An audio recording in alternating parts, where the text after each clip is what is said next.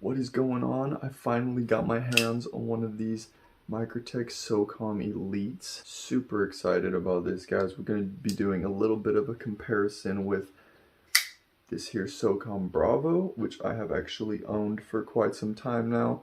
My friend Corey Frost lent me this Socom Elite. He actually has it for sale in his Facebook group. His group is called Knives in Trees. He sells hundreds of amazing quality used knives on a weekly basis. I highly recommend you check out his group. I will put the link to the group in the description. So the Socom Bravo here is basically an upgraded version to the Elite in almost every way, but there are actually a few things about the Elite that are better than on the Bravo. And in case you didn't know, there is a bit of a controversy surrounding the Socom Bravo, because it is indeed made in China, whereas the Socom Elite is made in the USA. So the Socom Elite here came out first, for those of you who don't know. These are 100% made by Microtech here in the States. You can find these in several different versions, including an auto version.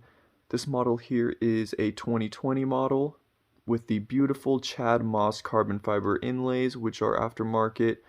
These originally come with textured rubber inserts. Blade is M390 drop point. You can also get these with a stonewashed blade and or with serrations and or with a tanto blade. Scales are aluminum. Lock is a steel liner lock, which is comfortable to get to. Action is very smooth, with the blade being deployed from the traditional thumb stud flick or reverse flick, which both can be done effortlessly. The thumb studs are designed very well and are comfortable to use. Pivot is on bearings.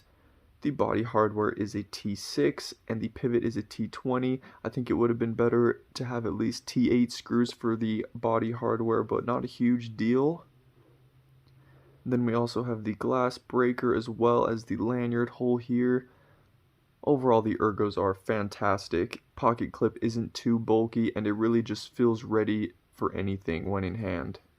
The Socom Elite you can't find anywhere new, sadly, and they can only be found on the secondary market, or this one here is actually for sale in the Knives in Trees Facebook group, which the link to is in the description if you want to check it out. Okay, now we're going to talk about the Socom Bravo. Now the Socom Bravo here, I have owned this one for a while now, and the Bravo is known to be an upgraded version to the Elite.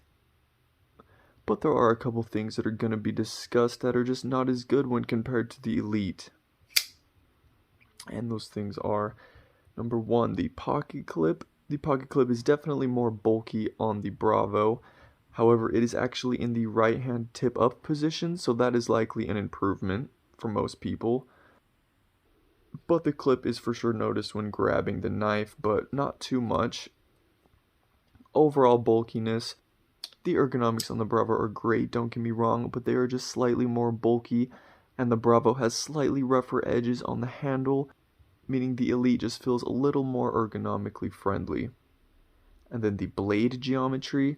The blade geometry on the Socom Bravo is known to be slightly more thick than that on the Elite, and that I think is because of the fuller on the Bravo.